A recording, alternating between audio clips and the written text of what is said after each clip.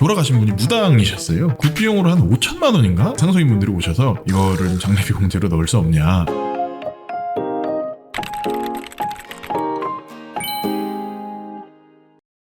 네, 안녕하세요. 상속의 모든 것 김형석 세무사입니다. 안녕하세요. 정지훈 세무사입니다. 네, 오늘은 장례비에 대해서 좀 얘기를 해보려고 해요. 네, 장례비가 이게 되게 간단한 것 같은데 상속인분들이 또 은근히 많이 물어보는 주제거든요. 네네. 혹시 장례비랑 상속세랑 무슨 연관이 있나요? 네, 아무래도 우리나라의 경우에는 고인께서 돌아가시면 대부분 장례를 치릅니다. 장례비 지출하는 것이 있는데 이 장례비를 일정 부분 좀 공제해준다라는 의미입니다. 사실 상속세라는 게 이제 물려받은 상속 재산에 대해서 과세를 하는 거잖아요. 네네. 근데 실질적으로 장례를 치르면 상속 재산이 줄어드는 효과가 있으니까 네네. 이제 그거를 좀 감안을 해서 네. 상속세를 좀 줄여주겠다. 네네. 이런 취지가 좀 담겨 있습니다. 네. 그래서 장례비라고 하면 저희가 일반적으로 장례식장에서 지출하는 것들을 의미하죠. 네네. 장례식장 대여하는 그 금액도 있을 거고요. 네. 뭐 식비도 있을 거고요. 네. 장례 지도사분들한테 아, 주는 네네, 그런 네. 것도 다 다 포함이고요. 포함이 되고 또 뭐 상조회사 지출하는 게 있다라고 하면 네네. 그런 것들도 다 포함이 됩니다. 그래서 일반적으로 생각하는 장례식에 그냥 지출한 모든 금액을 장례 비용이라고 정의하게 되죠.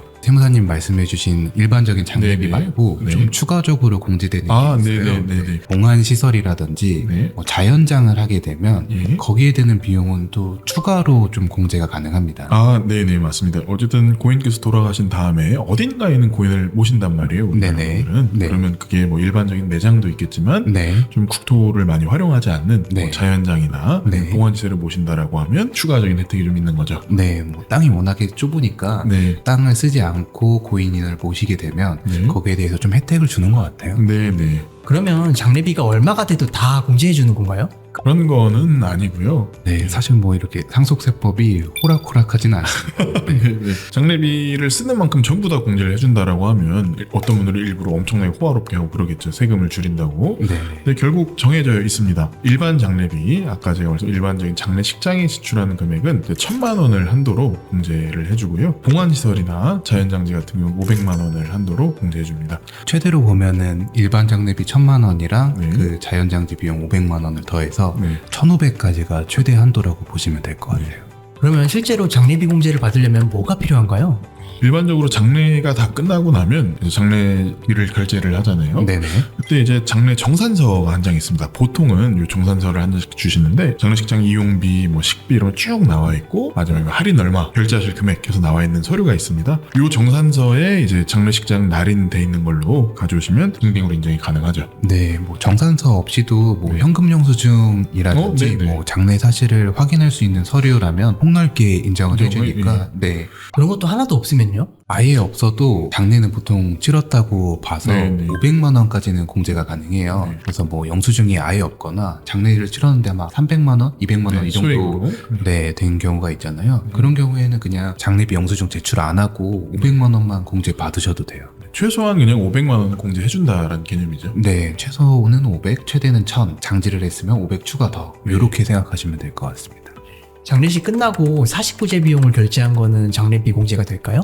결론적으로는 장례비 공제는 안 돼요. 네. 왜냐하면 법령에 이렇게 기재가 되어 있어요. 고인이 사망한 날부터 예. 장례일까지 장례에 쓰는 비용만 공제를 해주겠다라고 되어 있어요. 그러니까 장례에 직접 소요된 비용이라고 써있죠? 네, 맞아요. 그렇다 보니까 이제 사고제 같은 경우는 장례식 다 끝나고 나중에 하는 거잖아요. 네. 그래서 장례가 끝났기 때문에 요거는 공제가 안 된다. 네. 이렇게 생각하시면 될 것 같아요. 이게 뭐 얼마를 썼든 안 되는 거잖아요. 네, 뭐 한 1, 2천 썼다 하더라도 이건 네. 공제가 되지는 않습니다. 그리고 요거 뭐 비슷한 것 중에 제가 네네. 또 해봤던 사례 중에 돌아가신 분이 무당이셨어요. 네네. 그분이 돌아가시면서 이제 유언으로 본인이 돌아가시면 굿을 좀 해달라고 부탁을 했다고 하더라고요. 굿 비용으로 한 5천만 원인가 지출을 하셨습니다. 그래서 이분들이 이제 상속인분들이 오셔서 이거를 좀 장례비 공제로 넣을 수 없냐라고 이제 많이 물어보셨는데 뭐 안 됐습니다. 이게 사실 뭐 무당 비용이라고 하면 좀 억울할 수도 있는데 예. 굿 비용이라고 하면 이게 사실 장래에 직접 소요된 비용이라보다는 좀 특수하게 하신 예, 거잖아요. 그렇죠. 네, 그래서 뭐 안 됐다고 보셔도 될 것 같아요.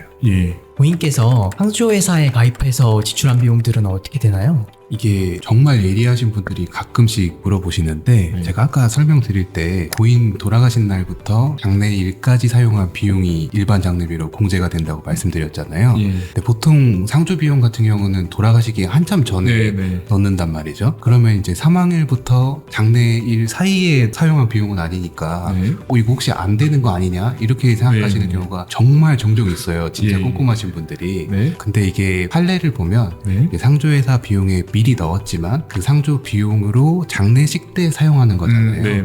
그래서 이런 경우에는 가능한데 만약에 상조 비용을 넣었는데 그게 뭐 장례비에도 사용되면서 네. 일부는 뭐 보험료로 나오고 네. 이런 경우가 있어요. 예. 그런 경우에는 장례비에 사용한 금액만 금액만? 공제가 된다 이렇게 네. 생각하시면 될 것 같아요. 네. 장례식 비용을 돌아가신 분의 신용카드로 결제를 했어요. 이때도 장례비 공제가 가능한가요? 장례비가 이제 조의금이나 이런 걸로 결제를 하긴 해서 문제가 좀 덜하기도 한데 카드로 결제하면 원래는 안 돼요. 예. 원래 고인 카드니까 그렇죠. 이제 고인 카드를 상속인들이라고 하더라도 네. 함부로 쓰면 안 안 되거든요. 됩니다. 네, 네, 네. 그래서 아직 재산 분할도 된 상황이 아니기 네, 때문에 뭐 문제가 있긴 한데 그래도 장례비로 결제를 한 카드를 네. 상속인들이 결국에는 갚아야 되잖아요. 그렇죠. 그래서 그런 거를 감안했을 때는 고인 카드로 결제하더라도 네. 뭐 장례비 공제는 가능하지 않을까 네. 싶습니다. 그리고 어쨌든 실제로 장례비를 결제해서 네네. 결제한 사실은 변하는 게 아니니까 네네. 그 결제 수단이 어떻든 공제는 가능한 것으로 보이죠. 네. 납골당이나 자연장을 이용하지 않고 매장을 했으면 이때는 장례비 공제가 안 되는 건가요?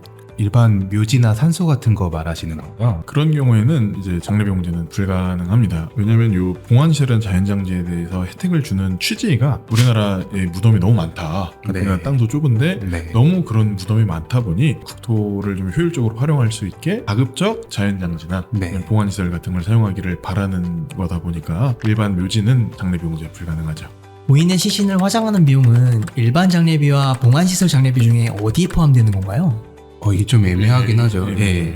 이게 일반 장례비라고 하기에도 화장을 장례식장 절차가 다 끝난 다음에 하시잖아요. 네. 그렇다고 또 봉안시설로 보기에도 봉안시설 비용 전에 지출하는 거니까 딱 가운데에 있는 거잖아요. 뭐 직접적인 봉안이라고 보긴 좀 애매하니까. 네, 그래서 일반 장례비랑 봉안시설 장례비 한 중간 정도에 있다 보니까 좀 많이 물어보시는 포인트 중에 하나인 것 같아요. 그래서 저희도 이게 판단이 조금 애매하긴 한데 일단 화장을 하는 취지가 시신을 이제 납골이나 자연장에 안치하기 위해서 네. 하시는 거잖아요. 네. 그래서 화장의 취지를 봤을 때는 아무래도 납골 비용에 가깝지 않나 그렇게 생각을 합니다. 네, 뭐 저도 동일하게 생각합니다. 아무래도 봉안시설 쪽으로 네네. 하기 위함이 크다 보니까 봉안시설 비용으로 보는 게 맞지 않나라고 생각합니다.